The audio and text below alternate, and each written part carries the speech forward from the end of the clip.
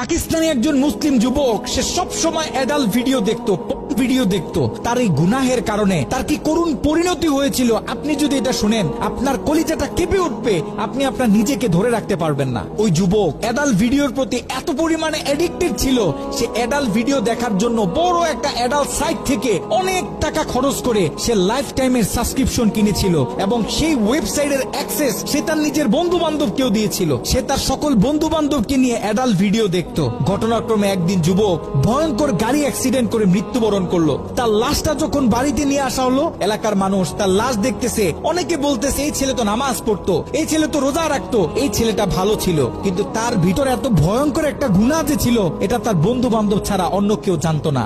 সকলে মিলে তাকে দাফন করে যখন বাড়িতে চলে আসলো, ওই ছেলের মা গভীর রাত্রে মোনাজাতে আল্লাহর কাছে দোয়া করতেছিল, আল্লাহ আমার ছেলে যদি কোনো ভুল করে থাকে তুমি আমার ছেলেকে ক্ষমা করে দাও, আমার ছেলের কোনো গুনাহের কারণে তুমি তাকে জাহান্নামে দিও না, তার কবরটাকে জান্নাতের টুকরা বানায় দাও। দোয়া করতে করতে মা এক পর্যায়ে ঘুমিয়ে পড়লো।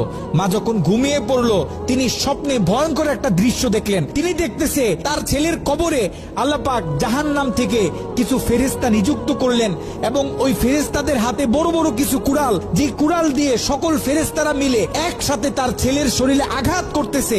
যদি তার ছেলের হাতে আঘাত করে তাহলে হাতটা কেটে দূরে গিয়ে পড়তেছে, যদি পায়ে আঘাত করে তাহলে পাটা কেটে দূরে গিয়ে পড়তেছে। তার ছেলে ভয়ঙ্কর ভাবে চিৎকার দিতেছে। ছেলের ভয়ঙ্কর চিৎকার শুনে মায়ের ঘুম ভেঙে গেল।